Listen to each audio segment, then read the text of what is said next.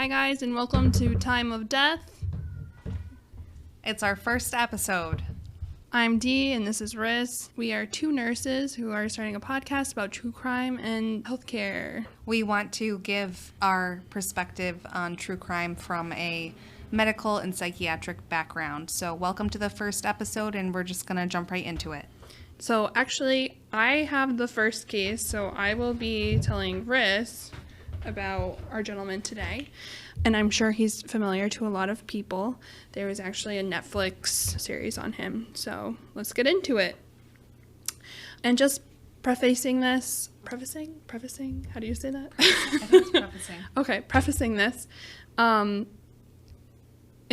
lot of times in healthcare, you see like almost these angels of death who are, it's a type of criminal offender, or in this case, a serial killer, who is employed as a caregiver and intentionally harms or kills their patients.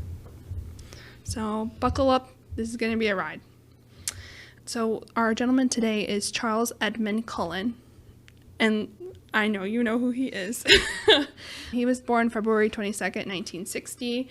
He was actually a nurse. Freaky. Very freaky. And they think that he murdered dozens, if not hundreds, of patients over a span of 16 years, specifically in New Jersey hospitals. A chain of them, I think, because I've seen the documentary on him, and I saw the movie with Jessica Chastain. Yes. So he definitely was pretty prolific. Yes. And yeah, it's a crazy story. And he confessed to killing 40 people. 29 of those have been confirmed.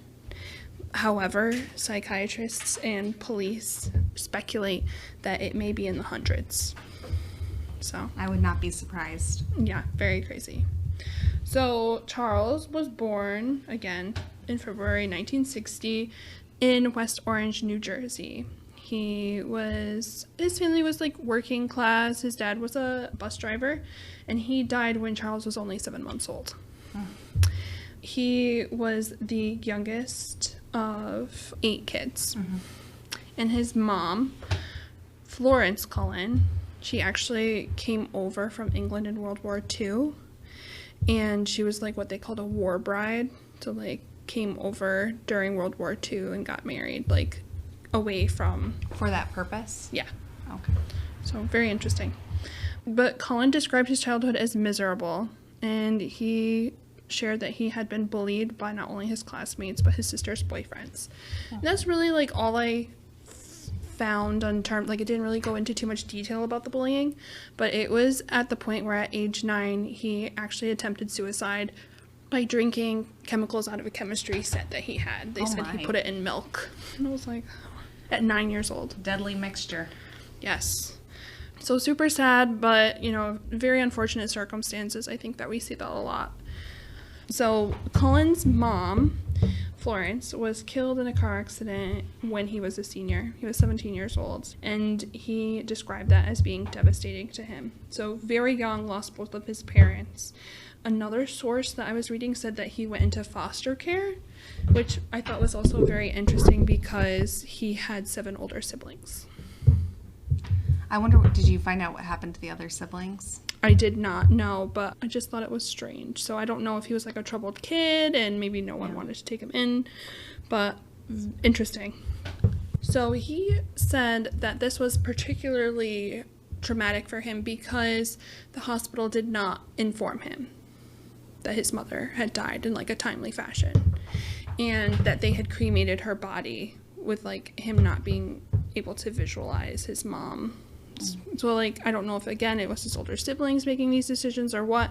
Maybe it was the oversight with the hospital, but that's a really difficult situation for sure. That is difficult. A lot of the times we make time after someone's passed. This is probably self-explanatory, but after someone's passed, we usually allow family to come in and have a last visit with them. So after his mom died and we talked about what happened to her body, he actually enlisted in the United States Navy, which I thought was really interesting. I feel like we see this a lot with people that are struggling. They kind of gravitate towards the military. Like Jeffrey Dahmer also gravitated towards the military. I don't know if it's like the structure that they like, I don't know, but or there maybe it was the like parental figure that they're looking out for, like that structure. So this is just me speculating, I don't know, but that's what I was thinking when I originally read it. But he served aboard the submarine, the Woodrow Wilson, and he somehow passed the psychological examination as well as basic training. However, during his time in the Navy, he was hazed and bullied by his crewmates as well. At least he reported that. So again, like this seems to be a common theme in his life. It's a pattern. Yeah. So a year into his service, a very bizarre episode happened where I guess his like commanding officer, I don't know too much about the military, but someone who like was his direct supervisor found Cullen seated at the missile controls wearing a surgical mask, gloves, and scrubs. Just sitting there, like catatonic. And this is before any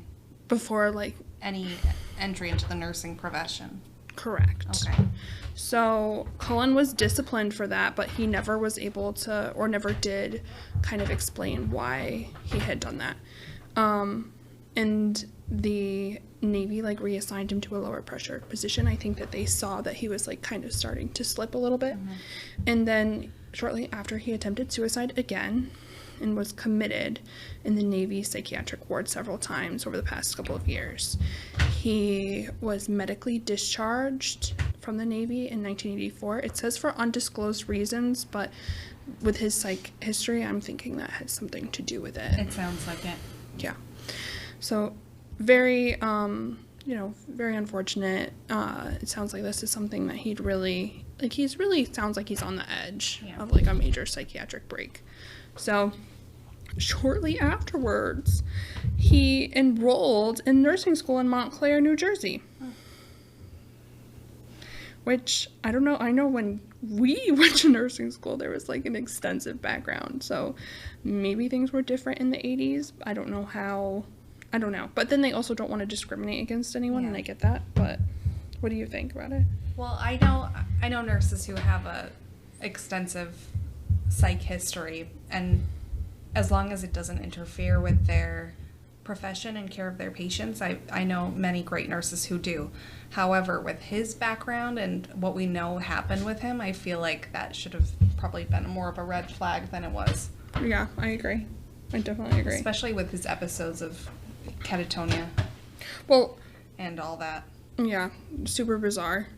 But so during his time in nursing school, he was actually the president of his nursing class. Which is cool, because men in nursing, that's always a great thing. And he graduated in 1986, and he started on the Bird unit of St. Barnabas Medical Center in New Jersey as well. He met and married Adrienne Baum in 1987. They had 2 daughters. And his wife became increasingly disturbed at his unusual behavior and abuse of their family dogs. So I kind of tried to find a little bit more like what had happened with the dogs. I was kind of struggling to find out what exactly he did. I know that he had like some fire setting stuff going on, but they didn't really elaborate on the dogs. She actually got a restraining order against him based on her fear that he was going to endanger her as well as their 2 girls. Oh. She claimed Cullen had spiked people's drinks with lighter fluid, burned his daughter's books, and left his daughters with a babysitter for a week. So, and I know there was other stuff too, I'm sure, and of course he denied everything. Mm-hmm. So she was scared of him, and she was insisting that he was mentally ill, and again, nothing was really done. I don't think that was even granted, to be honest with you. Do you know of any diagnoses that he had? I looked it up, and they were saying like antisocial personality disorder. Actually, I think I have it right here. They were saying antisocial borderline, which I thought, and there was also another source said schizophrenia, paranoid type. So definitively, we're not really sure, but again, very, very unfortunate. Any of those diagnoses is hard. And actually, interestingly enough, antisocial personality disorder is the #1 personality disorder that people are at risk for homicide. So they're most likely to kill someone else. So that's interesting. I didn't know that. Yeah, and I probably phrased that all weird, but all I know, you worry about homicide with antisocial personality disorder. And I'm not saying all people with antisocial personality disorder would obviously do that. Not true. But it is a major consideration. So after he left St. Barnabas, he took a job at Warren Hospital in New Jersey as well, where he murdered 3 elderly women with overdoses of digoxin. One of his victims, was actually his final one, said that a sneaky male nurse had injected her while she slept. So she survived? No, this is before she died. Oh. But she, told her family, oh, yeah. Because they didn't die immediately. Mm-hmm. But she told her family that a sneaky male nurse had come into her room and injected her with something. So her family members and healthcare providers totally dismissed it. And obviously nothing came out of anything at that time. And I also, because I am a psych nurse, I have some medical experience, but I had to go look up digoxin. So just for everyone else who was not 100% sure what that is, it is actually the most commonly prescribed cardioactive corticosteroid in the United States. I had no idea it was a steroid. I had no idea either. I knew it was something to do with the heart. It's a very common cardiac med, but I never knew it was a steroid. What I do remember from nursing school, way back, they have that yellow aura in their vision. Oh, the halo. The halo. Yep. Yeah. So I thought that was as a sign of toxicity. Yes. Right? Yep. Yes. So basically, when you have an overdose of it, it can lead to anoxic brain injury, myocardial infarction, so a heart attack, or terminal dysrhythmia. So basically, their hearts, I'm sure, went wonky, and that's how they died. And it's treatable. Dig toxicity is treatable. I was looking it up, and there are no long-term complications of poisoning in patients when they're treated appropriately for the dig toxicity. It has a very, very narrow therapeutic index range. Therapeutic range. Yeah. But yeah, it's so that's how he killed those older ladies. Also, for the angel of death, / angel of mercy stuff, usually they start killing victims who they perceive as going to die anyways. And then over time, their patients or the people that they choose become healthier and less likely to die. What unit was he working in at this time when he killed the 3 older women? These 3 older ladies were at Warren Hospital. Yeah. Yeah. And I think I actually jumped over his first murder by accident. So he was a newly minted nurse by the time he killed his first person, who with that person, he just has a lethal overdose with the intravenous medication. Doesn't specify which med. No. And then he also killed an AIDS patient, which he gave an overdose of insulin, which is really freaking scary because for any person who is not a healthcare professional, insulin is considered a high-risk medication. You need 2 nurses to sign off on it. At least that's how it is now. I don't know about then. It's potentially very dangerous if you don't have the right dose. Yeah. For anyone who's receiving it, diabetics and non-diabetics. So he actually was injecting it into the IV bags, which is also very, very smart. Because by the time you can hang a bag of fluid, and by the time your shift, it's well into the other person's shift. Mm-hmm. And the insulin syringe, the needle for the insulin syringe is very thin. So, you could potentially eject various amounts of insulin and really have no idea. Yep. again, high risk medication. And like, we're not saying people don't take your insulin. We're saying just be careful. Just be careful. So yeah, that's the scoop on Barnabas. And they did an investigation, and they said that just at his first freaking hospital, he was responsible for dozens of patient deaths. Like, he wasted no time. Mm-mm. And then I told you about Warren Hospital and the sneaky male nurse. That's him in a nutshell. So he actually got divorced from his wife, which is not surprising considering everything was going on. And he said that he wanted to quit nursing in 1993, but unfortunately had no option but to work because of the court-ordered child support payments.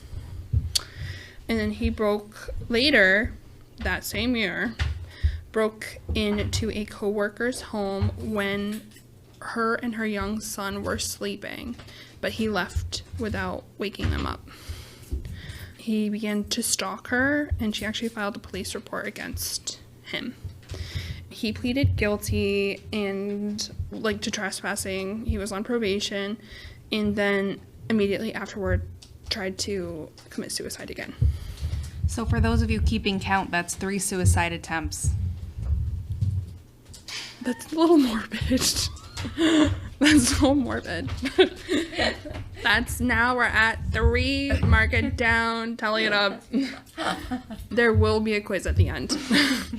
Cullen then took 2 months off work and was treated for depression in 2 psychiatric facilities, and then he attempted suicide twice more by the end of 1993. Up to 5. Oh. That September, a 91-year-old cancer patient at Warren Hospital reported Cullen, who was not her assigned nurse, like there's so many red flags here, had come into her room and injected her with a needle, and she died the next day. Her son was like, oh yeah, like my mom is telling me like this happened and then she dies, like clearly something is going on. And the freaking hospital gave him a polygraph, a lie detector test, and several other nurses, and he passed.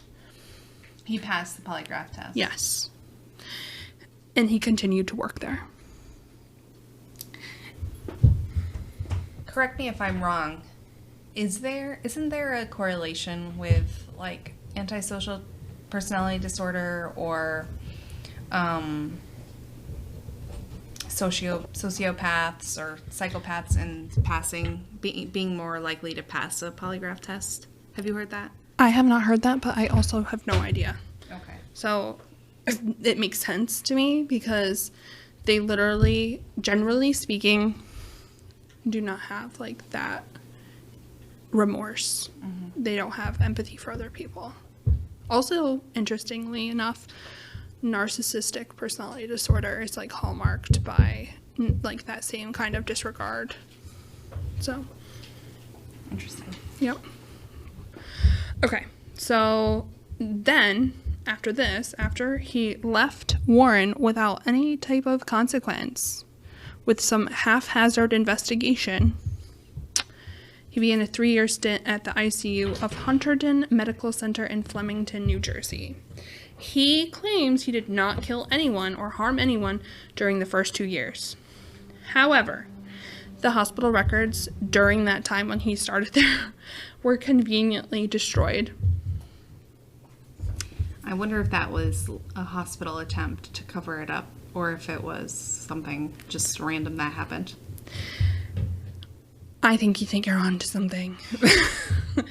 So, Cullen admitted murdering 5 patients between January to September, so in 1996, which, again, overdose of Dig. And then he began to work in Morristown Memorial Hospital and was fired for poor performance. He was unemployed for 6 months afterwards and stopped making child support payments.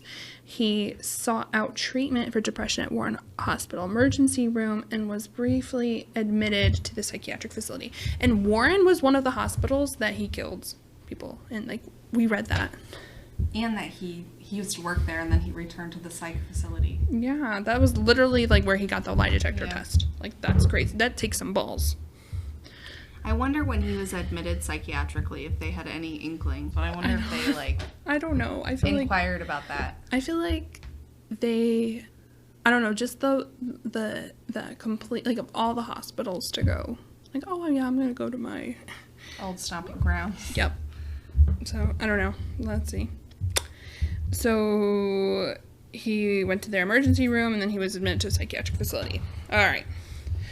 So, this guy jumped all over, and I think that's part of it, too, because that's how he was able to get away with this for so long, because the hospitals, like, they get bent out of shape about like, he got in trouble for poor performance. Like, that was what they were focusing on. Not for killing all these patients. Like, that's crazy. That's crazy. That's really crazy. So he began working in 1998 at a rehabilitation center in Allentown, Pennsylvania now, where he staffed a ward of respiratory, like, ventilated patients. He was accused of giving patients drugs at unscheduled times and was fired after entering a patient's room with syringes in his hand, which left the patient with a broken arm. Was the broken arm part of his... They're alleging that he, like, broke this patient's arm when he went into the room. Oh. So, I don't know what the hell happened. Oh, seems like he's getting a little more violent. Yeah. Cullen caused the patient's death at that hospital, which was blamed on another nurse, which is so fucked up. But again, that, like, goes back, like, he was really sneaky, like, putting it into the bags, like... And then other nurses could use the same bag for other patients. That's fucked up. And unknowingly harm the patients that they have no intention of harming. It's super scary. And very unfortunate, obviously, very sad. He left Liberty, and then he began at Easton Hospital, and he murdered another patient. The coroner's blood test showed lethal amounts of digoxin, but an internal investigation within the hospital was inconclusive. Evidence did not definitively point to Cullen as the murderer. So he's blatantly getting away with this. And I think, like, you really hit it on the head. Like, it's definitely a liability thing as well for the hospital. And it's so past the point of no return at this point. How do you come back from having a murderer in a healthcare professional role? And can I cuss on here? The really messed up part is the fact that even with this history, even killing these people, even the poor performance, he is getting jobs. And that just shows you, like, there was a true shortage. Like, there's still a shortage of nurses, but there was a true shortage of nurses for a literal serial killer to, like, find work and be able to, like, do, like, oh, I'm gone, let me find a new job. Like, really casual. So, yeah, it's just, I don't know. 1999, he took a job at the burn unit in Allentown's Lehigh Valley Hospital, Cedar Crest, long-ass name, where he murdered one patient and attempted to murder another. He took a job after resigning at the cardiac care unit at St. Luke's Hospital in Pennsylvania. So now we've kind of shifted from New Jersey to Pennsylvania. So this is crossing state borders too, which is, like, another consideration, interestingly enough. Like, once you get into, like, the different jurisdictions. I think that this is second hospital in Pennsylvania, is it not? I think it's the second or maybe the third. I'm not sure. But all I know, New Jersey and Pennsylvania are, like, where he's really having a strong presence. During the next 3 years, he murdered 5 patients and attempted to kill at least 2 more. He once again attempted suicide, and this time he did that by lighting a charcoal grill in his bathtub and hoped to succumb to carbon monoxide poisoning. So these are, like, but interestingly enough, he's attempting suicide and not being successful at that, but he's killing these patients no problem. You know? Yeah, you'd think that he would have learned something from killing these patients, so many of these patients, in his digoxin insulin methodology, and then he uses something like carbon monoxide poisoning to try to attempt to take his own life. You know what I mean? This It's is just so... It's bizarre, and it, like, makes me think that this maybe was, like, not true attempts, and this is more, like, attention-seeking. Very weird. So, they actually, at St. Luke's, they began to get suspicious when a coworker found the medication vials in a disposal bin. The drugs were not valuable outside of the hospital, since they were not used in, like, recreational drug abuse or drug use. So the theft was really weird when they found that he had nicked these medications. They did an investigation, and they determined that Cullen had taken it. He was offered a deal by St. Luke's to resign and be given neutral recommendation, or he's going to be fired. He resigned and was escorted from the building in 2002. 7 of his co-workers later alerted the Lehigh County District Attorney's Office that they had suspicions that he was killing patients. They never looked into his past, and the case was dropped. Wow.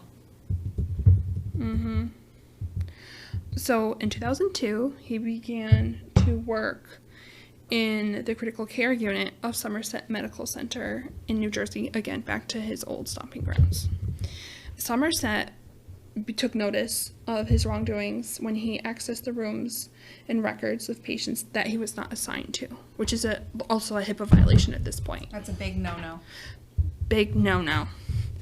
So they computerized, like, Pyxis, like, and Pyxis is how, like, you get the medications for the patients a lot of the time, but I don't know if it was a Pyxis, just this computerized drug dispensing cabinet, so I'm assuming it was a Pyxis, showed that he was requesting medications that his patients had not been prescribed. His drug requests showed many orders that were immediately canceled, and many requests within minutes of each other. So, dig. In 2003, listen to this shit, the executive director of New Jersey Poison Information and Education System warned that hospital that there were at least 4 suspicious overdoses, and that indicated a possibility that a patient was, or an employee was killing patients. So, like, this is now on, like, this regulatory body's radar. By October of that year, he killed at least 5 more patients and attempted to kill another one. When a patient died of low blood sugar in 2003, the hospital alerted the New Jersey State Police, because they didn't really have an option at this point. They had the regulatory body come to them and say, yeah, we have a high suspicion that this is happening. They, like, arms were tied. What is the expression? Hands were tied. Hands were tied. They had no choice. They had to report that. And that, fortunately, was his last victim. That person died of low blood sugar. And that's, like, not a fun way to go either. Like, you're cold, wet, you go into a coma, and it's not fun. It's an awful way to die. State officials reprimanded the hospital for failing to report a non-fatal insulin overdose administered by Cullen in August. So again, that goes back to the person that he had attempted to kill was not successful. An investigation into his employment history revealed past suspicions about his involvement in patient deaths. Somerset fired him on, very eerie, but Halloween 2003. But it was they fired him for lying on his job application. Do you know what he lied about? I don't know. Maybe, like, he said he was long. I don't know. I wish I knew, but I don't know. I don't remember. But the nurse Amy Logren, yes. She is the one who alerted the police after becoming alarmed about his records and the link between him and the patient deaths. So they kept him under surveillance for several weeks until they finished their investigation. Investigators assigned Lauren to visit Cullen after work hours and talk to him while she wore a wire. With that evidence, they were able to get probable cause for arrest. She is brave. I don't know if I would have been able to do that. At that point, though, you have to say something. Oh, yeah. But to go and, like, know that this person's killing people and wear a wire. Oh, yeah. I don't know. No, I don't think I could either. I would be very nervous. But so he was arrested on December 12th, 2003 after they concluded their investigation. And he was charged for 1 count of murder and 1 count of attempted murder. he 2 days later admitted to the homicide detectives Dan Baldwin and Tim Brown that he had murdered father Florian Gall and attempted to murder Jin Kyung Han. I'm probably massacring that, and I'm so sorry. Both of whom were patients. He also told those detectives that he had murdered at least 40 patients in 16 years. 2004, he pled guilty to killing 13 patients and attempting to kill 2 others while he was at Somerset. So, the fact that he was fired and, like, for lying on his application, then he was charged with 1 count of murder, and he admitted to, like, I think there is some kind of remorse in this guy. Some kind of remorse. You can also say maybe the suicide attempts were also, like, a remorseful action, possibly, maybe. Why do you think he killed people in the first place? Like, he had suicide attempt and then he killed more. Like, he had multiple and then he kept killing. I think that, like, when it came down to it, I think that he wanted to be a hero. This is just me, armchair psychologist. I think that he went into nursing for a reason. I think that he wanted to help people, and I think he also wanted the attention, like, of, because also when your patient's dying, you're supposed to save them. You know what I mean? But did he try to save them, or just let it happen? I don't know.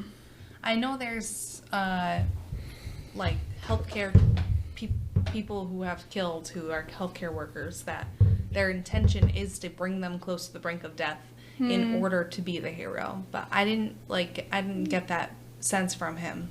I mean, I don't know. I think that the psychology behind why he did this is very interesting.